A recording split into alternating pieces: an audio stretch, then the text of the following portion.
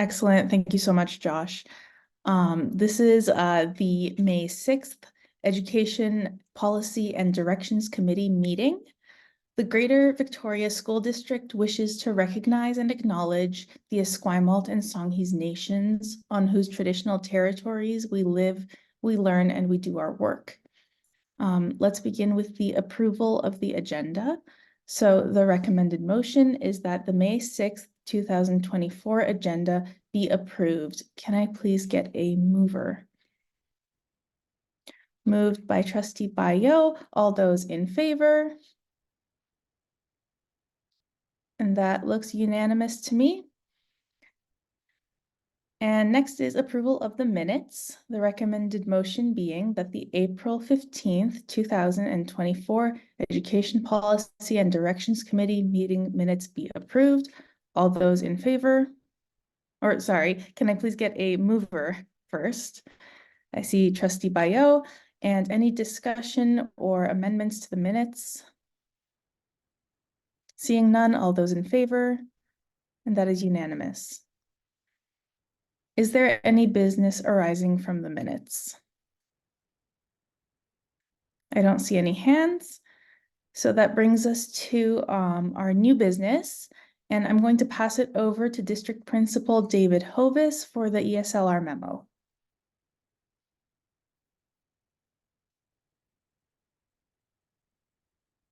And I don't actually see, oh, there we go. I see you, David. Sorry about that. Go ahead. All right. Good evening, everyone. Nice to see you this evening. I'm just going to share my screen with you. So give me one moment. Oh, I think host has disabled me from sharing. Just a moment there.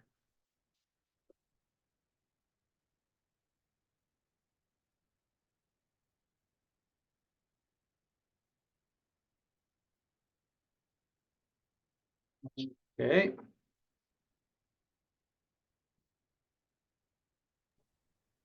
Are you able to share now, David? I sure am. Can you see my slides, everyone? We're good? Perfect. Just give me 1 second to set up. All right. So this year, we've had the opportunity to share on several occasions the kindergarten to grade 5 literacy plan. As noted, literacy learning is reflected in goals 1 and 2 of the district strategic plan. And the goals and the strategies of the strategic plan and enhancing student learning report are core to the work that supports all learners. This evening, we will provide an overview of the current work in K to grade 5 literacy, share a literacy story from Macaulay Elementary School, and explore next steps in literacy learning for the 24-25 school year. Here to present with me this evening are District Literacy Learning Support Teacher Brianne Glover, Early Literacy Collaboration Teacher Sonia Myrie, Classroom Teacher at Macaulay Paula Lockwood, and Vice Principal at Macaulay, Emmanuel Henry. I'll now introduce you to District Literacy Learning Support Teacher Brianne Glover. Brianne. Good evening, everyone, and good evening, trustees. I want to start with a big thank you to those trustees, to all you trustees, for the value and importance that you place on literacy learning for the students in our district. It was great to see some of you at our February collaboration priority school sessions. Thank you so much for taking the time to join us in this work. Here we got to listen to school teams share their unique school journeys and potential next steps in literacy. So when thinking about how to best support all schools in literacy, we kept these overarching goals you see on the screen at the forefront of the planning. There is intentional connection to the district's strategic plan and alignment with the Enhancing Student Learning Report.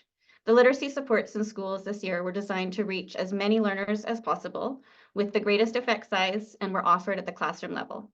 While working side by side with classroom teachers and school teams, literacy skills are being targeted, as well as building environments where all students can benefit and feel safe. It is important to recognize the attempt in offering additional literacy learning support for all 28 elementary schools in a way that fits each school's unique community, and that also stays within the literacy budget. So as you are aware, 10 of our elementary schools have been highlighted as priority schools due to varying factors, and these schools are supported 2 days a week by an early literacy collaboration teacher. Literacy learning, however, is a priority in all of our schools, and so we have tried to design a literacy plan that reflects this. The other 18 schools were offered a choice in literacy supports and were provided some funding to use on collaboration and purchasing of resources. 7 schools chose to be connected to the district literacy learning support teacher, which is myself. And this included side-by-side support at the classroom and whole school level to ensure literacy learning and growth is happening for all learners. We looked at whole school data and individual student data, and we worked together to build and establish effective classroom practices that best suit and support the learners who were in front of us. 4 schools chose to form a literacy inquiry group of curious educators where they got to collaborate and co-teach with an ELCT throughout the school year on a specific area of literacy. Some of these areas included oral language development, reading development and engagement, improving writing practices using motivational tools such as storytelling with loose parts, and creating safe learning environments for all. 7 of our schools chose to participate in a literacy learning grant that was led by a group of teachers within their school buildings. French immersion schools were also, they also received literacy grants that were funded with district French funding. All of the options provided to our schools provided an opportunity for collaboration, which is not a culture in many of our schools, but we know is the strongest way of building teacher efficacy and is the most impactful on student achievement. The role of the literacy supports this year were classroom-based, where a classroom teacher and literacy teacher work together to plan instruction for the unique and diverse learners in the room. Our goal is to ensure all students can access the learning and reach a level of success. Planning literacy instruction and materials that are reflective of the various cultures and identities in the room is part of this work, and also ensuring that everyday learning is rich with Indigenous content and reflects the First Peoples principles of learning. You can see on the screen some of the takeaways from these supports this year, and in some cases, we are at the beginning stages. Seeds are being planted and small steps are being taken in a longer journey, and we will hope to continue to develop together. It is the collective responsibility to wrap around all students and ensure that every individual is moving forward on their learning journey. Multiple teachers in the classroom makes ongoing informal and formal assessments possible in order to identify and address any challenges in the moment. And it also fosters a proactive and supportive learning environment for all. Please don't feel that you have to read this screen. This is just a snapshot of one of the tools that we have worked together this year as a literacy team to build. Assessment is a big piece to literacy development, and as we all navigate the most effective ways to teach literacy and considering what works best for the learners, we know that it is essential to align instruction with assessment of student learning. In addition to supporting literacy in schools, our small team of literacy teachers meet weekly on Friday afternoons. This time is usually focused on reflecting on what is working and problem solve any challenges. We also participate in learning and professional development together, literacy specific workshops and webinars. And the team also offers professional learning to colleagues in our district. Much of our time this year has been spent on developing what you see on the screen, are the reading and writing proficiency scales, kindergarten to grade 5.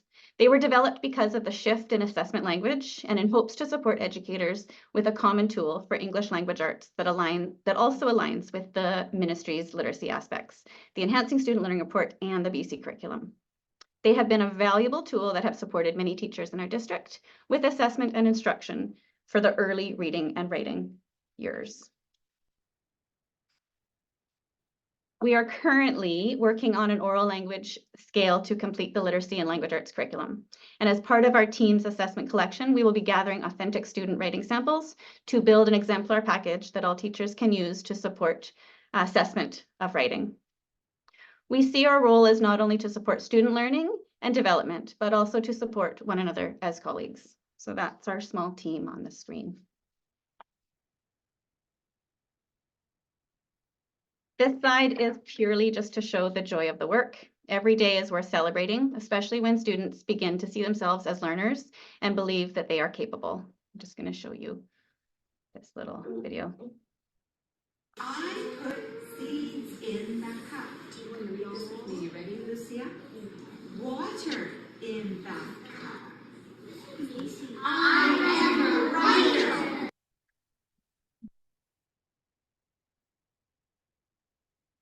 I put All right. seeds in the This message remains our goal in all the work that we do. Every learner deserves to feel as though they have purpose, they matter, and that they belong. I'd like now to hand the next part of the presentation over to Emmanuel Henry, Vice Principal at Macaulay, who will speak to some of their literacy story that has been evolving at their school.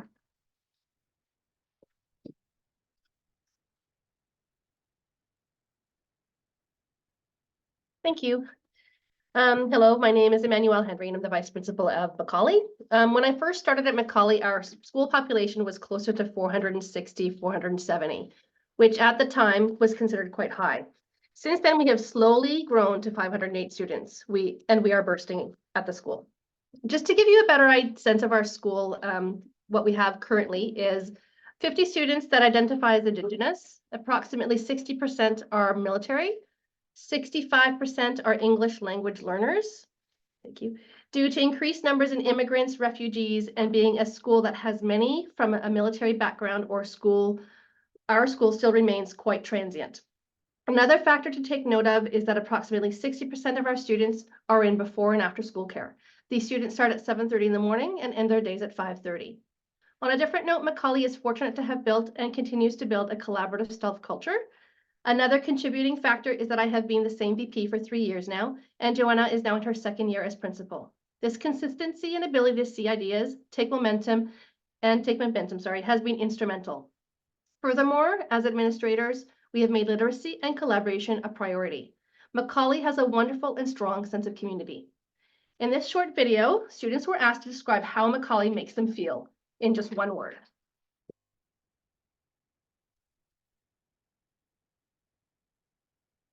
Macaulay is awesome.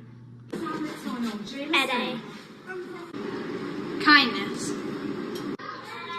I feel calm at Macaulay. Very, very fun. Être gentil. Safe. Inclusive. Intelligent. Caring. Awesome. Happiness. Être respectueux. The best. Nice. Moi and différentes personnes. Kindness. Bien. Cool. Sarah. Happy. Excité. Welcoming. Loved. Oh, I'm gonna stop that. Macaulay. Now for the strengths that we feel at Macaulay are, we have a core strength, our core staff is stable and the administration is currently stable. Our staff is welcoming. Incoming teachers are eager to learn, try new things, and collaborate. Our learning support team is cohesive, collaborative, and effective. We are fortunate that these qualities have fostered a greater desire to collaborate and thus improve in such areas such as literacy. Our students want to learn and be engaged. They want to be challenged and to work at meeting attainable expectations as we meet them where they are.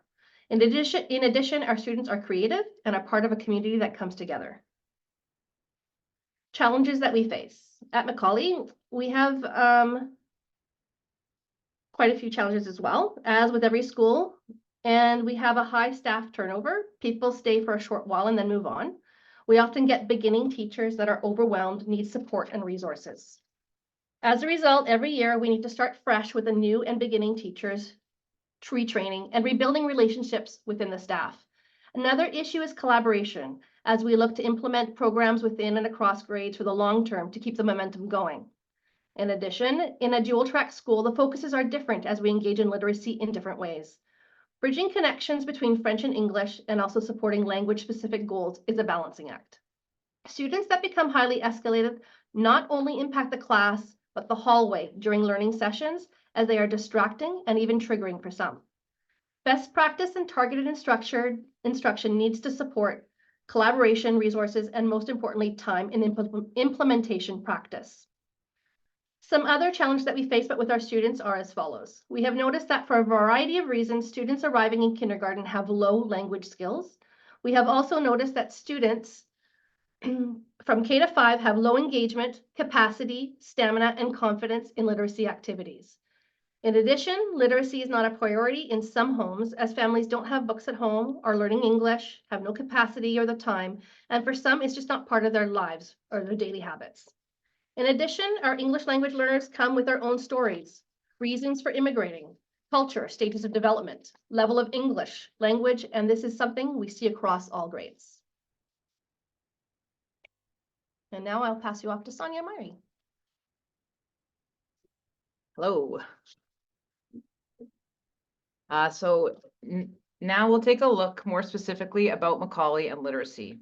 My name's Sonia and I'm the ELCT at Macaulay and I've been there for the last 3 years.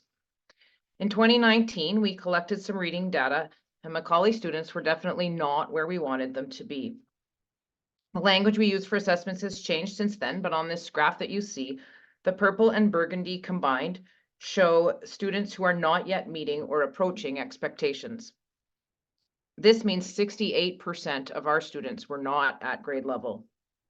These results are part of the reason that Macaulay was identified as a high priority school. The data tells us to focus on reading. So at first, our goal was to increase the number of level 2s that would have moved to level 3 or even level 4. These results justified our school focus on reading and motivated us to focus on reading as a school goal. At the beginning, the focus was on improving learning support and increasing classroom time spent on literacy. We basically did more of the same things more intensely and hoped it would change. In this first year, this strategy did not make as big a difference as we had hoped. Following that initial year, the ELCT role began at Macaulay and Emmanuel started as the vice principal. As the ELCT that began at Macaulay, my focus was on building relationships with and trust with individual teachers and students. We built collaborative relationships that focused on classroom instructional practices and enabled teachers to work with small groups. We brought resources in like loose parts as seen in the picture on the right, and this began the process of developing a common pedagogy and language for literacy in the school. Through our work in individual classrooms, we began to see student engagement with literacy becoming more positive and exciting, as well as seeing an increase in their academic achievement. These stories were shared in the staff room, hallways, and staff meetings, and teachers and students began to get excited about literacy instruction. One of the programs Paula Lockwood and I developed, we called Book Club. It arose when we realized that Paula's students were only reading graphic novels and were unable and unwilling to read new material or prose novels. She and I would like to tell you a little bit about this particular program and the ways it's grown in our schools and district over the last 3 years.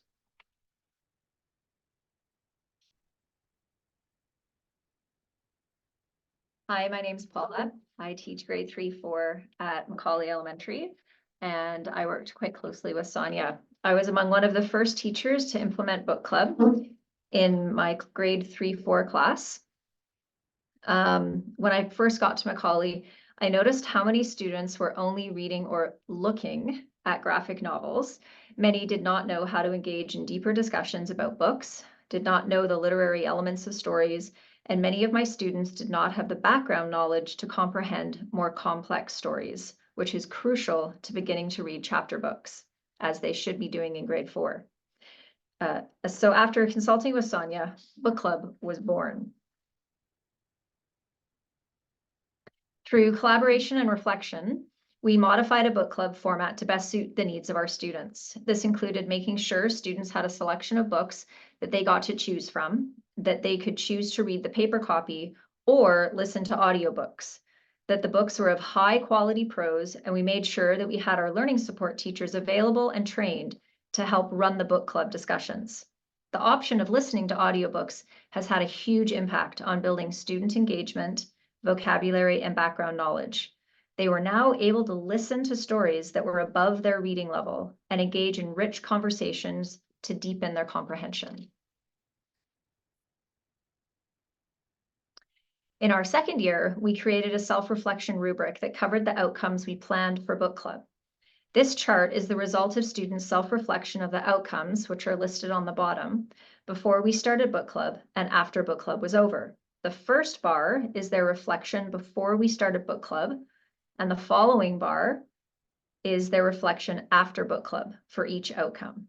Why did the numbers go up and down? Because although there was roughly the same number of students who completed the reflection, about 20, there may be a difference of 1 or 2 depending on attendance, which is why they go up and down a little bit.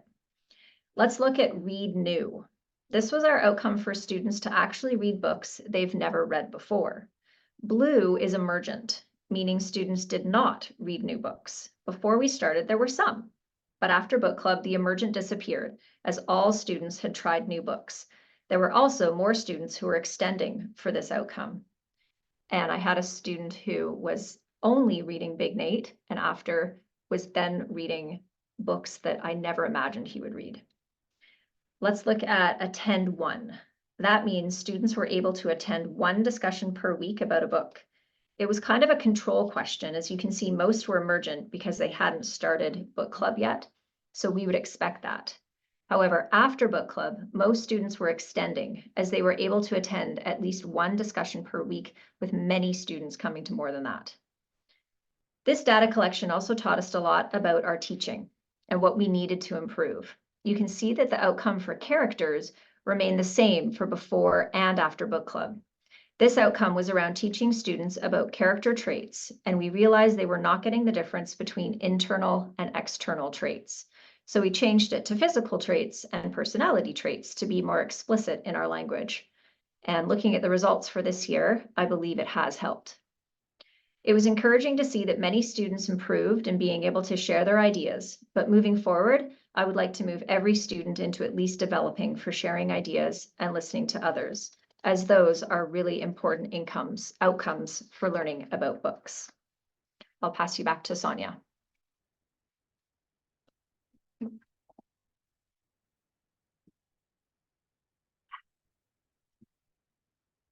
I'm a bit tall. After our initial year of working together, Stephanie Hurd also wanted to implement book club.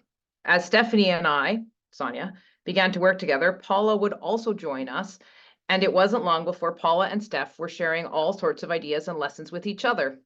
They continue to become a fantastic team as my mentee becomes a mentor to a new mentee, and the effects of collaborative relationships spread through the school and into other classrooms and other subject areas. As book club expanded, we realized we desperately needed to update the library of novels we had available. Using some of our Indigenous funds, the school librarian and myself ordered a variety of novels for small group study, as well as for the school library that feature Indigenous characters and themes. And that is the picture on the right on your screen. Pretty much every time a book club is being taught at Macaulay, it includes one or more Indigenous novels. We are now in year 3 of our book club story, and the effects of this program are rippling through our school and into the district. This year, we have been continuing to diversify our book club library with stories from other ethnic backgrounds and experiences. We have developed our work into a professional development workshop that we gave at the elementary-wide Professional Development Day in January, and we had 13 teachers from other schools come and visit Macaulay, hear the presentation again, and then observe book club in Paula and Stephanie's classrooms. As an ELCT, I have continued to implement book clubs in 5 new classrooms at Macaulay, Tillicum, and Torquay. Both Paula and I regularly have teachers reaching out to us to ask questions and explore ideas about how to improve some area of the book club program. The impact of the work that began 3 years ago is beginning to stretch across our school district. Book club is one example of the exciting learning and growing that is happening at Macaulay. The collaborative work is creating lasting changes to how teachers are working in their classrooms. It is helping students become stronger readers by providing them with challenging materials, supporting comprehension, and scaffolding supports so all the learners can access materials. It is an example of continued growth, collaboration, and reflective practice in our schools. The best part of this is that there are even more stories of literacy success and growth in our school. At this point in the Macaulay literacy story, our school continues to work to implement differentiated instruction in the classroom. Learning support is more coordinated and works both in the classroom to support small groups and is developing targeted intervention plans for those students who need it. Currently, we are working to implement the proficiency scales that the ELCTs developed as a team, and we also continue to work to improve our French literacy. The French team has been using grant money to build consistent and common practices by expanding our use of pratique phonemique and Lire 2. In order to implement this program, teachers observed each other, co-taught, and received some professional development in order to implement it across our FRIM grade levels. Another exciting initiative at Macaulay happened earlier this year. Through the GVTA, 12 of our primary teachers decided to participate in a professional book club. This is almost our entire English primary team. The book club decided to purchase the Haggerty program that focuses on phonological awareness, a foundational pre-reading skill. Throughout the year, the entire team has been implementing Haggerty to various levels, and we look forward to exploring the results of this work with more data next year.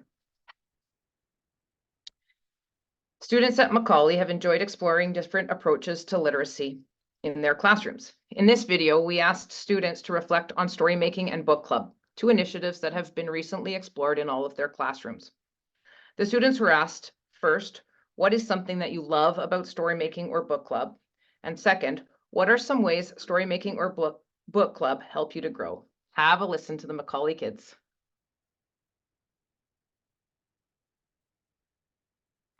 What is something that helped you become a better reader because of book club?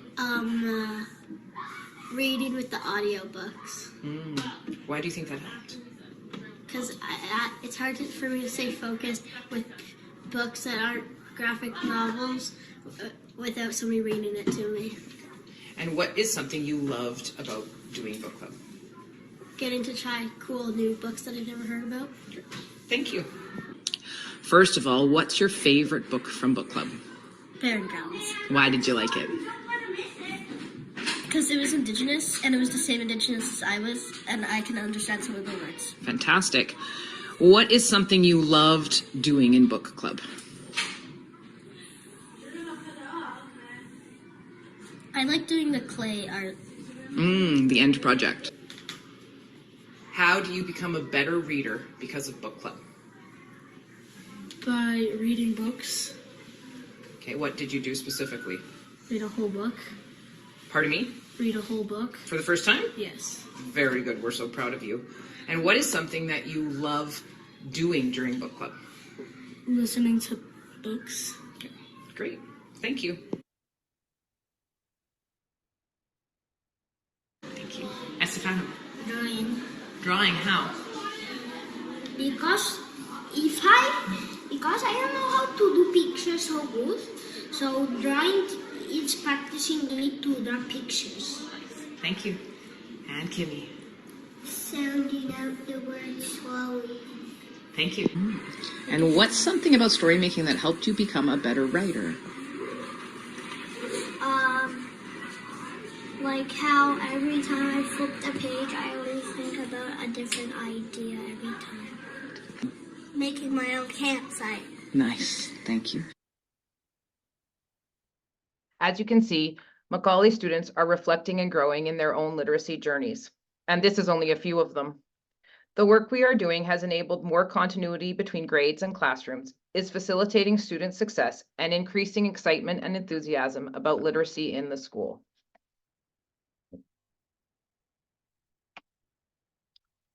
Finally, we are excited to show you the results of this hard work from the last 3 years. On the left, you can see the graph of our December 2019 results, in which 32% of our students were meeting or exceeding expectations. Although our assessment language has changed over the last 3 years, we are excited to show you the results from the end of last year. Emerging is the yellow, and developing is green. The graph is practically reversed from 2019. The proficient or extending students are in gray, and blue or gray and blue, sorry, and 64% of Macaulay students now fall into these categories. This is a 25% growth. Wow. We would like to see even more of our students proficient in reading. We are still so amazed at how hard our students, staff, and families have worked to improve our results, enjoy reading, and continue to grow and develop in literacy. After seeing such promising results in reading, we began to turn our attention to writing because they are intricately connected. This graph shows our June 2023 proficiencies in writing. Unfortunately, we don't have any data from 2019, so we're starting here.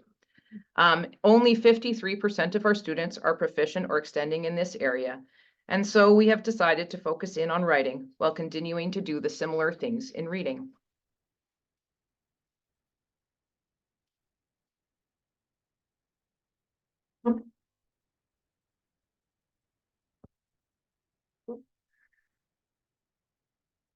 As we have just shared, reading has been a school goal now for a few years, and notable progress has been observed and experienced, which we are proud of and we celebrate. Yet, along with reading, we've also felt that writing needed to be focused on, as it is an integral component of literacy, and they directly correlate. We developed a focus group which consisted of a few teachers, Sonia, our ELCT, and myself, and a few teachers. Having Sonia sharing from her district lens her literacy knowledge has been instrumental throughout this process. In spring of 2022, our group needed to collect data, and we decided to start implementing school-wide rights. A school-wide right, in case you're not familiar, is a chosen time frame that all classes perform a similar writing activity to then be assessed across grades. This fosters collaboration and data-driven decisions to move forward. Since spring 2022, our writing journey has been slowly unfolding. We have used data and teacher observations, experiences to fine-tune our data collection and writing assessments. However, jumping ahead to this year, we were able to use the data we had collected along the way with the newly created proficiency scales. For example, the one pictured in here. So they had a collection of different students, and they had to highlight where they sort of sat. And we had the whole staff do that together. And then we were able to, by doing this, we were able to refine Macaulay's writing goals and establish a clear pathway to attain growth in these specific areas. Many exciting things are happening, and we look forward to sharing them with you. The long-term vision. As we move forward with our reading goals, we continue to set ourselves new expectations or targets to deepen and expand literacy in our building and in our community. Here are some of the key ideas we will be keeping at the forefront of this process. Number one, understanding that diversity is present in our school and wanting to show our students representations of themselves in the resources and books we choose, programs we develop by highlighting ethnicity, the LGBTQ community, neurodiversity, inclusion, and equity. Two, ensuring that each class has a common or base set of books or resources which will help our new and incoming teachers have a starting point. At Macaulay, we use X and we do X. Number three, continuing to foster collaboration and a sense of togetherness through shared programming, which develops a common practice and common language within the school. Four, encouraging grade group teams helps to develop a reflective and recursive process that improves teacher practice and builds student growth. Five, as we work towards building capacity and meeting students where they are, we strive to expand differentiated programming such as decodable books, listening centers, read aloud programs, and pre-designed questions, prompts, and lesson plans to go along with them. Six, creating community literacy-based events such as celebrity reads, author visits, poetry nights to foster the love and the importance of reading. Seven, to expand intentional literacy interventions and supports to the French track. A couple of starting points would be in implementing a French phonological program, which is already sort of started, and a story-making program. The pedagogy of French immersion language acquisition is quite different, so it is not as simple as just replicating what has already been done with the English track, but rather it is a separate process of finding the parts that can cross over, whilst also discovering other programs that exist and determining which will be the best fit for our students' needs. Great things are happening. We have many fantastic long-term ideas that have been driven by passion and excitement. Please know that without the intentional design of the ELCT role, that allows for taking the time to foster relationships with staff and students, create connections between staff, tap into interests of teachers and students, find resources that work for the students, collect data, and implement programming and establish a sense of accountability, none of these endeavors would be successful. The ELCT role provides the time and the tether to hold all these facets together as a system to keep momentum moving forward. So please stay tuned for the next exciting journey that Macaulay will be having in literacy. Thank you. Thank you, Emmanuel. And in conclusion, as a school district, we continue to build on the strengths of all our 28 elementary schools and work alongside them to foster and develop their literacy programming. Like Macaulay, each school has a literacy story supported by staff, families, and caregivers. Through ongoing targeted funding, like the investment in the K-5 literacy plan, opportunities for teacher collaboration and specific literacy teacher roles makes a difference for all learners. Recently, we heard from the provincial government that additional literacy supports for early screening and interventions to help students with dyslexia and other learning disabilities will be made available to districts. What has been shared is that these investments will be used for intervention and outreach supports as well as professional development beginning in the 24-25 school year. We are looking forward to learning more about this investment and how it will enhance the work we are already doing in SD61. As we consider the 24-25 school year, we continually reflect on what is working and any changes needed to best meet the needs of learners. Reflection includes reviewing literacy data and collecting anecdotal feedback from school teams and from early literacy collaboration teachers. Moving forward, we continue to prioritize 10 of our schools with supports from early literacy collaboration teachers and additional collaboration dollars. As well, we'll offer opportunities for collaboration and literacy supports for all schools in ways that best meet the needs of their communities. Thank you very much for listening to us this evening. Thank you, David, and thank you to Brianne, Sonia, Paula, and Emmanuel for the presentation. It was so wonderful to see what's going on over at Macaulay. Right now would be a really great time if anybody has any questions. And I already see Nissa Tamel's hand. Go ahead. Through the chair, thank you so much for this presentation. First, I want to say salut, Madame Henri. It's been a couple years. I was really glad to see that this this process had highlighted the need for diverse learning materials or reading materials that reflected how the students see themselves, because this is something that BC PAC heard from parents around to support the discussion on the improved guidance at the district level on those education policies. So I'm really glad to see that that was an outcome of some of the data and the discussion that you had as far as improvements that could be made in implementing the improved literacy in your school. Thank you very much.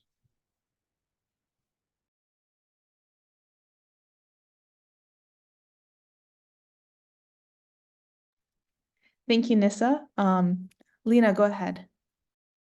Hi, I just have a few comments.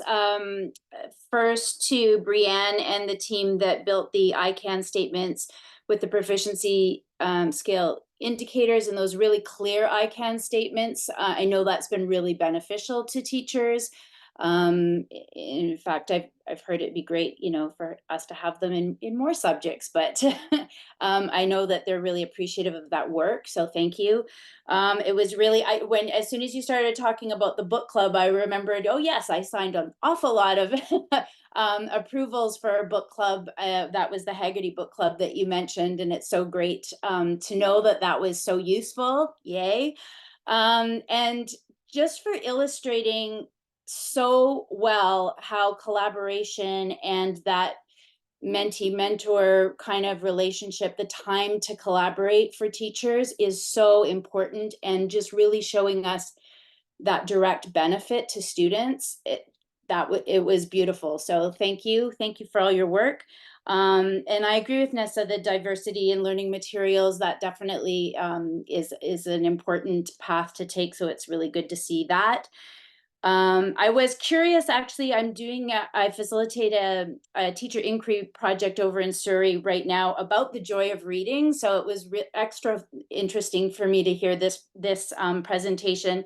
But one of the things that teacher librarians there are working on is genrefying the library to help students find the books even more easily and make them more accessible. So I was curious if that was a consideration as well. But thanks for all your work. It was a really great presentation.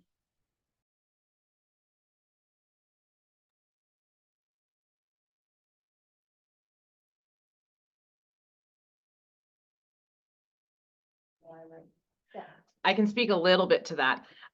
We have been considering genre, but we're for sure in our book club, our eventual goal is to build sets of books in genre, so that teachers would be able to pull, like, I don't know, you want to do the fantasy genre and you pull a whole bunch of books on fantasy at all different levels, and then kids can choose within that genre.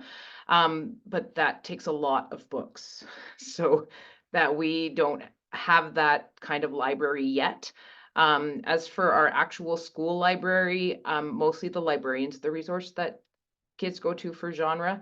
But we're still having those conversations about teaching kids what the actual genres are, and that kind of needs a little bit more support with more resources at this moment. Did you want to add anything? Remember with writing goals that we've also added the, You come up. I don't know which writing goal Emmanuel's talking about back here. Yeah, also with our writing goals, as that's been advancing, we have talked about for next year working to design stickers on books in the library as well, but more to do certain styles of writing. So that way we can pull, like, if it's all prose or if it's all just different types of stories, that way we can find them and pull them out easier. That's tying into our writing. Awesome. Thank you so much for the answers. I also see Trustee Duncan's hand. Hi, thank you very much for your time tonight, your presentation. It is always exciting to hear about the culture of collaboration that's building and growing, and that's super exciting to hear about. Really appreciate you bringing us the video highlighting the students' experience with literacy and from their perspectives, which we often, certainly at the board table, don't get the privilege of directly connecting with, so thank you. I wondered if you could speak a little bit to your experience around formal assessment. I know that we talked about the need for a common district approach to literacy assessment.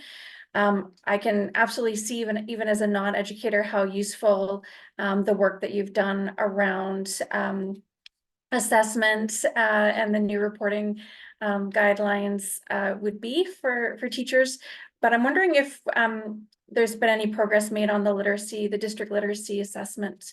I believe it was grades 3, 6, and maybe 7. No, you can remind me, but I wonder if you could speak to that. And then I had a couple of other questions, but I'll let my colleagues go first. Hi, Trustee Duncan. I could speak to the 3, 6, and 9. I know that it's been launched in some schools, and some schools may be using it. I think the intentionality this year was really focused on those rubrics that Brianne and Sonia both shared. Again, the benefit with some of those tools is that they're somewhat open-ended, where teachers can use a piece of text or a piece of writing, for example, to assess. So it's not us saying that you have to use this exact assessment at this exact time. So I think in terms of buy-in, I would say from teachers within schools, I think that's definitely well supported. So I think we're looking at what are tools and resources that I think schools will really embrace and want to utilize. So I think offering a variety of assessments is kind of where we're continuing to support. We also have a tool or an app that also collects data. And so again, depending on schools and school needs, they might use various assessment tools from that kind of options within the app to collect data as well.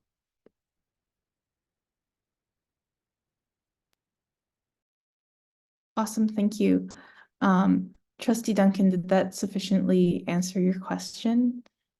Yeah, and I'll wait for my other colleagues who have some questions or comments that they want to offer. Sounds- Thank you. All right, go ahead, Trustee Painter. Thank you, Chair. I've got a couple of questions myself, so I'll pace myself. First off, thank you to all the presenters. This is such an important topic, and to see concrete evidence of progress is really, well, it lets us know we're on the right track, and that's really important. I was wondering, I think the mention was made that at Esquimalt, the focus for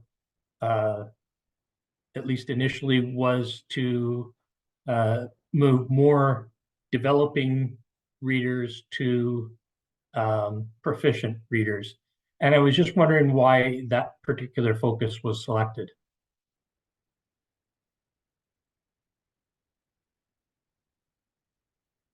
That was at the very beginning, because if we take, I don't know if we can still take a look at the data. No, you can't see my screen, can you?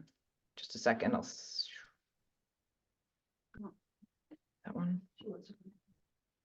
No, sorry. Haven't done a Zoom meeting for quite a while. Here we go.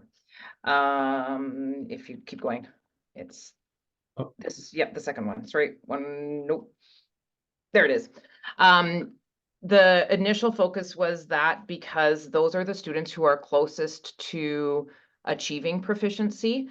So moving and this is a huge chunk of our graph. So this big purple spot was the level 2 students who we were trying to move into level 3 and 4. Mostly because that's a big portion of the population, but also because moving them into proficiency, once we set them on the right track in terms of early intervention, then that means that they can continue to hopefully keep pace with their classmates. So moving those students often has a really big impact at the beginning, and is kind of where the idea of early intervention for literacy comes from. Does that answer your question? Yes, it does. And just for my own understanding, are these grade 1 or school-wide results? This was school-wide K-5. Okay, in both cases. In both cases, yeah, we compared the same numbers. In a K-12 system, K1-2 is where I typically focus my work as much as possible, but book club happened because the grade 3, 4, 5 teachers were noticing that their students were still really struggling. And we kind of figure that in a K-12 system, right up to the end of elementary school is still somewhat early intervention. And it's just had such a big difference that it kept growing. I do a whole bunch of work in early primary as well. Chair, if I could ask one, hopefully short follow-up. Sure. As you look at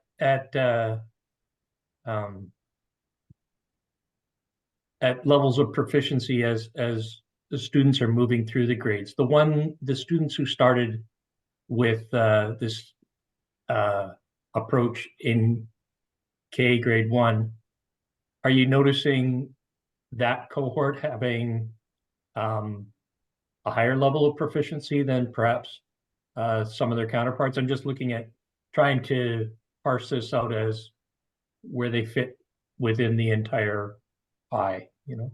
Yeah, the programming that we do in grade 1 and 2 doesn't include some of the same kinds of things. So we are definitely looking at those things in more of a class by class basis.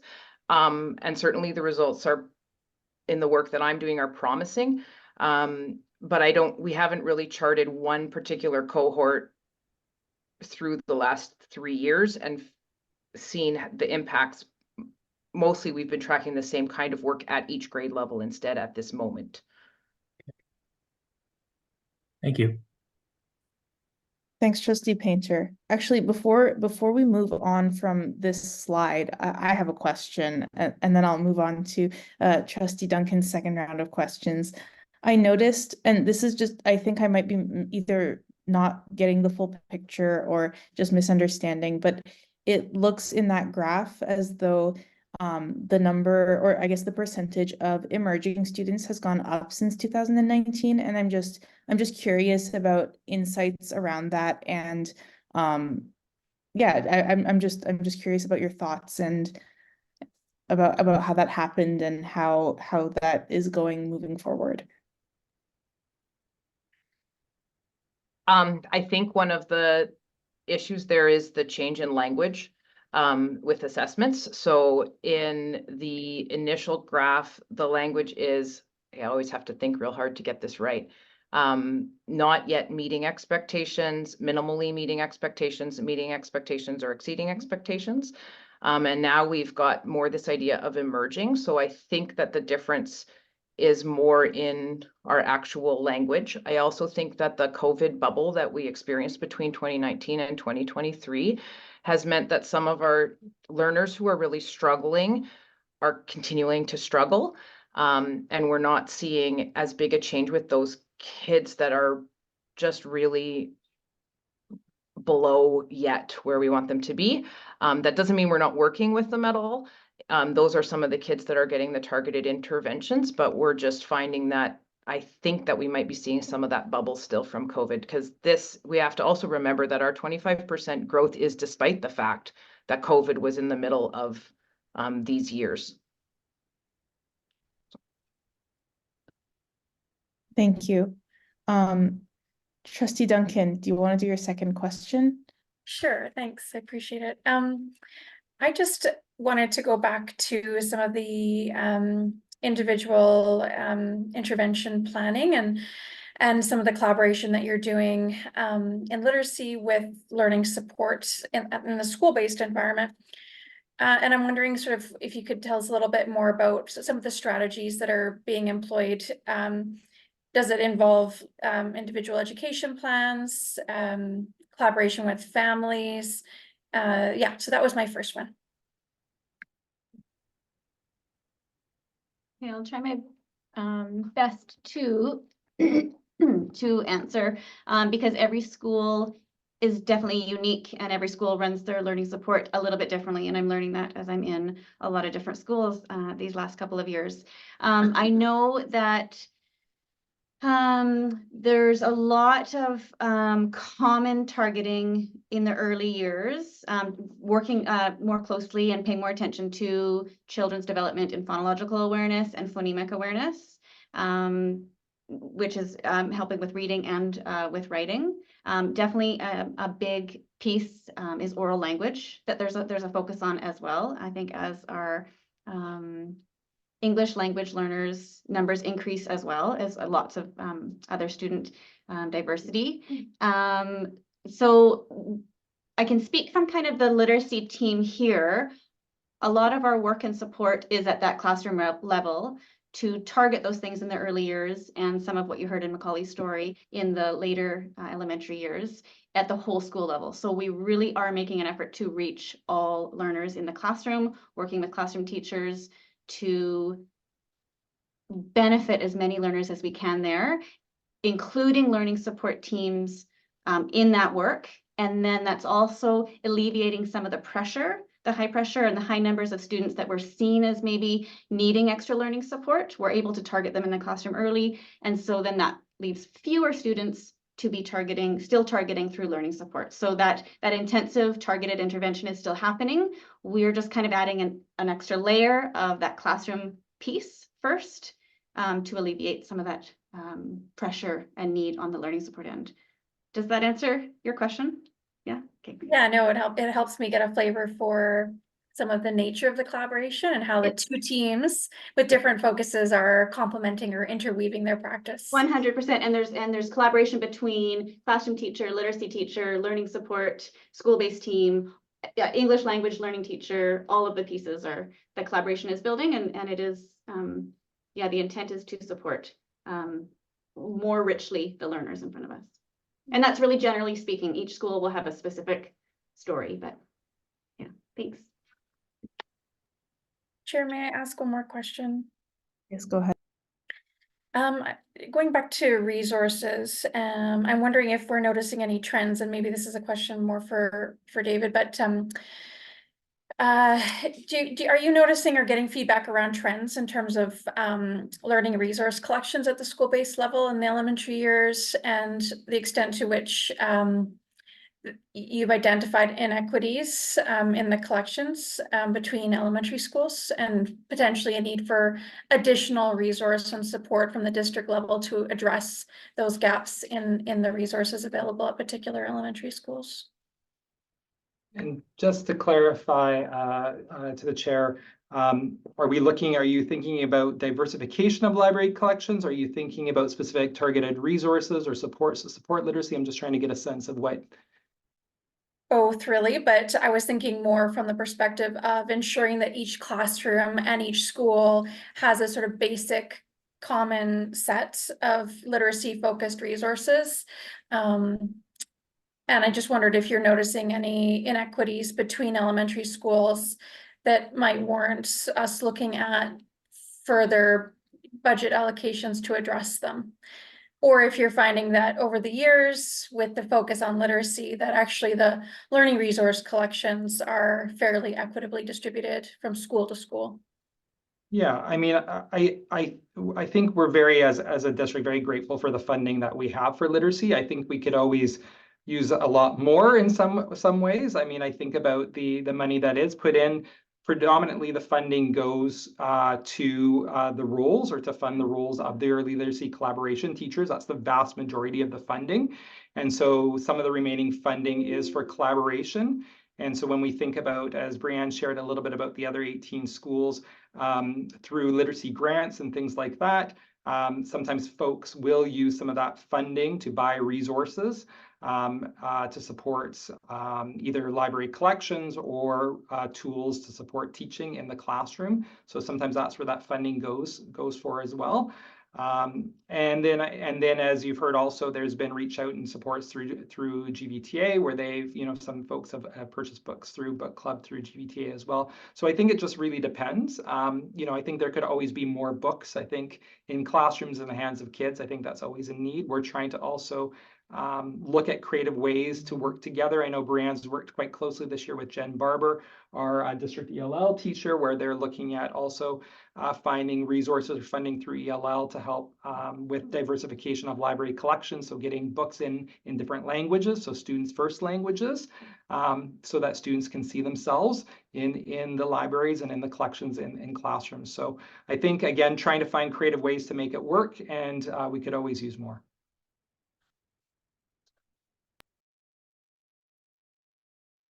Thank you so much.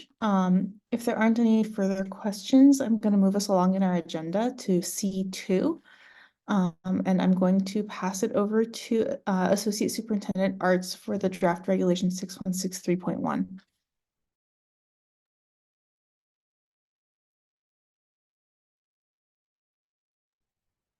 Sorry, Associate Superintendent, we cannot hear you at all, or I can't. Nope, Maybe everybody else can. I think we were muted there. Sorry about that. All Thanks. Good. So your agenda package includes the updated Learning Resources Regulation 6163.1. The regulation has updated language, which aligns with the recently approved Learning Resources Policy. It includes a clear process for when a member of a community wants to make a request for reconsideration of a learning resource. And so, yeah, I was asked to bring this forward, and it is there for you. Thank you, Associate Superintendent. Are there any questions? Trustee Duncan. Maybe I'll just yield the floor to Lena, who might, yeah, I'll speak second. Thanks, Chair. Okay, sounds good. Go ahead, Lena. I wasn't part of the small group committee that got together to work on this, but there was at least one teacher librarian, maybe a few, and there are still some, it feels like from the number of requested edits that I've received communication on, I don't know if this has had time. I mean, I have a whole list and we could go through them. I'm just not sure if, I know there's one specific wording for one part, but then there were a few others that were of concern, so I'm not sure if what process you would like me to take with that. Yeah, Associate Superintendent, I don't know if, Yeah, you happy to hear feedback or answer questions that people have. mhm. Pretty long list. Um, should I go through some of them, or?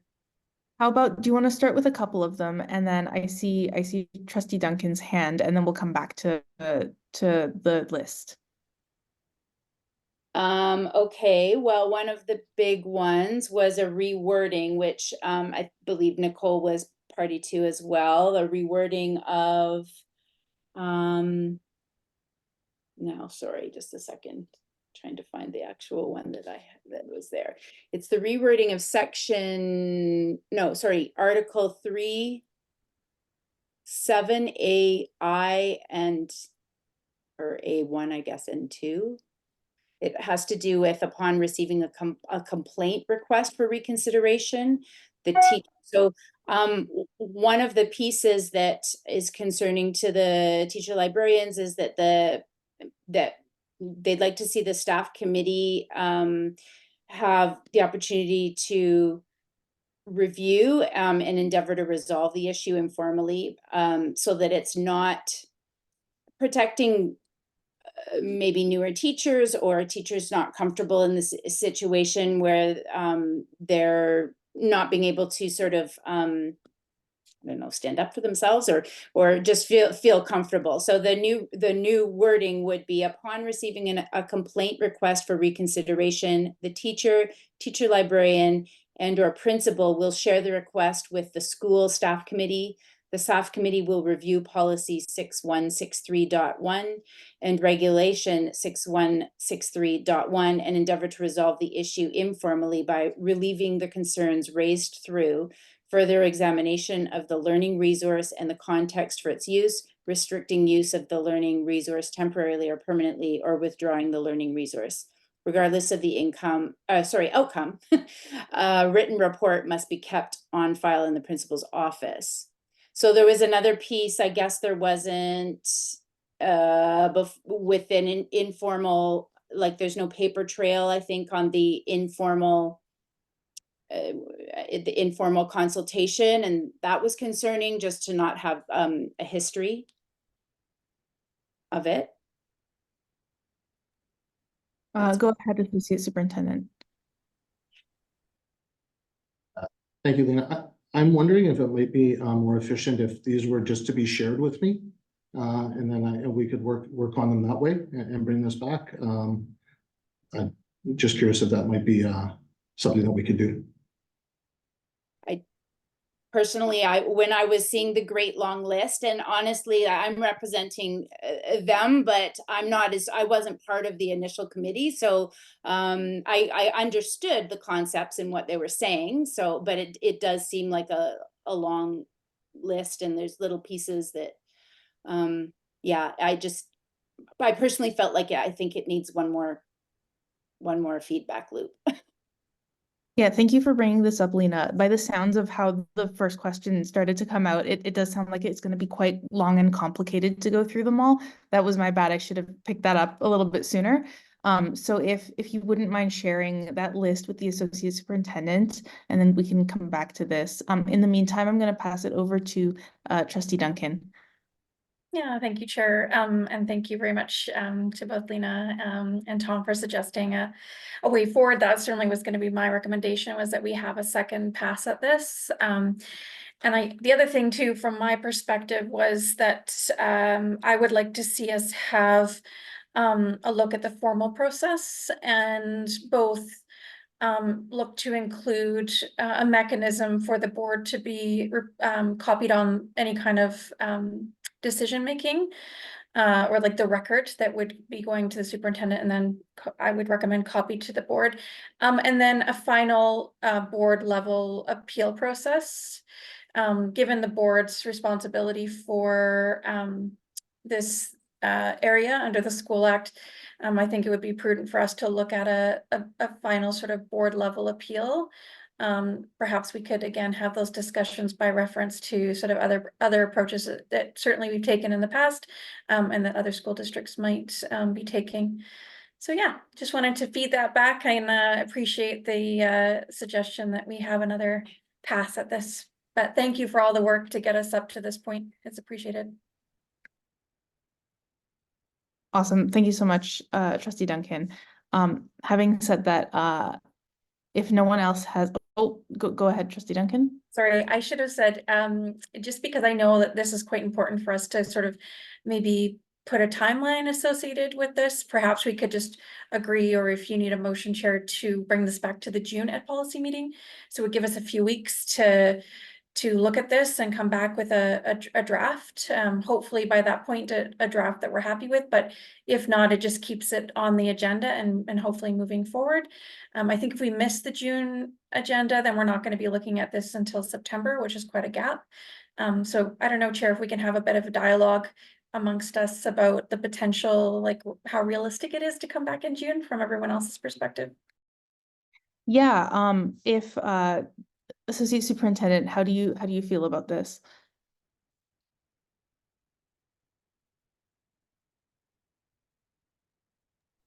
I think coming back in June with another draft is realistic.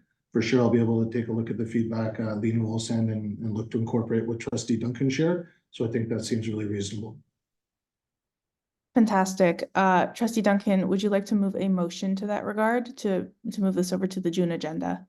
Sure. So it would just be that the Board of Education of SD61 Greater Victoria refer the draft policy on, the draft regulation on learning resources to the superintendent to review and bring back a revised draft to June Education Policy and Directions Standing Committee meeting.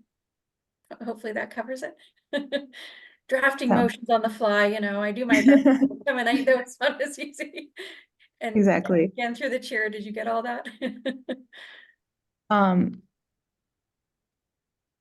Just waiting for the superintendent to give us the go ahead. I'm looking at the Secretary Treasurer to hopefully give us the go ahead, but we're combined, I think, and we're recorded, so I think we can capture it all. Okay, excellent. Sounds great. Sorry, I didn't see the Secretary Treasurer from the owl. I only see Tom and Deb. All right. So any discussion before we call the vote? Hearing none, all those in favor? That is unanimous. All right, so from there, I will push us along through the agenda to C3, and I will pass it over to Superintendent Whitten for the Enhancing Student Learning Report Summary. Thank you very much. And through the chair, you'll see on page 56 of the backup that is included in this meeting. The report that we received, it is a report on the report, if that makes sense. So as part of the framework for enhancing student learning, which was presented to the board in September, and is also available on the website, a team which is comprised of ministry and sector representatives provided feedback to us with particular attention to 5 focus areas.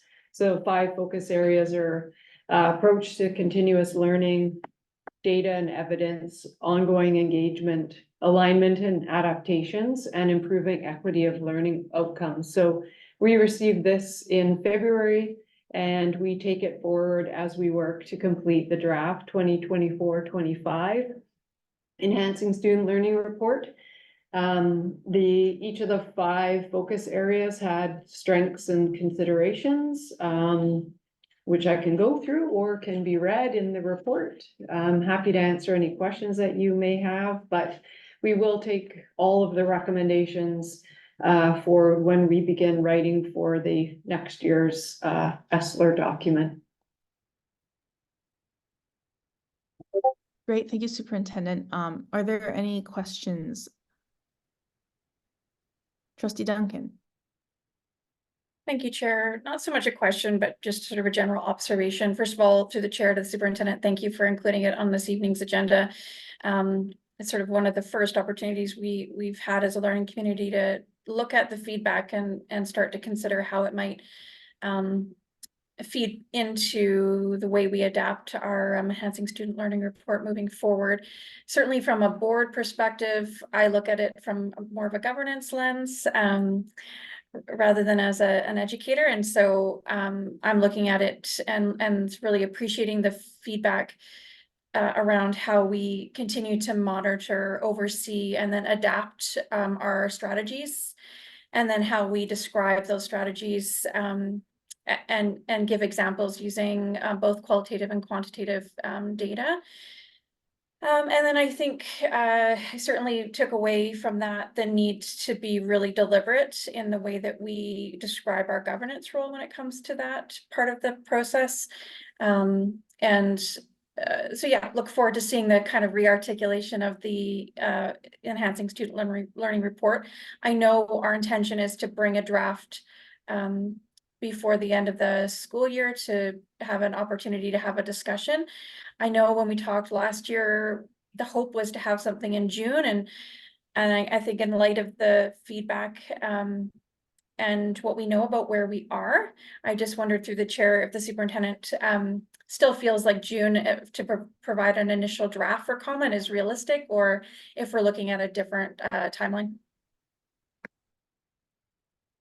Thank you very much through the chair. I don't think that June is possible at this point in time. I think two things we're waiting on. One is that they have said that they will pre-populate the report with data from the ministry, so we don't have to do that work. That's one positive movement forward. I would anticipate that we would be bringing a draft to Ed Policy in September as a mechanism, and then looking through the month of September as it's due at the end of September. But I think just where we're at right now with staffing levels, I don't think that we would be able to bring that in by June. Go ahead, Trustee Duncan. Yeah, just a follow up. Thank you, Superintendent Whitten. I imagine that might be the case. So perhaps we can look to potential opportunities in September to maybe layer in another opportunity, maybe a special meeting, so that we can really focus and immerse ourselves in the draft and before it's due at the end of the month. I think that's always the challenge, is that with all these competing priorities to have enough time to really have the dialogue that is so important to have around this in a sort of short runway where it's due. It's always nice to be able to start the dialogue before the end of the school year, but I appreciate that we have resource constraints that we have to realize are real. So I'm looking forward to having maybe some dialogue and some discussions about how we might layer in some other opportunities in the month of September to allow folks, including the board, to feed into the new report. Awesome. Thank you, Trustee Duncan. With that, I will move us along in our agenda once again. There is no notice of motion or general announcements this evening, which brings us to adjournment. Would someone like to move for adjournment? I see Trustee David's hand. All those in favor? And that is unanimous. Have a good night, everyone.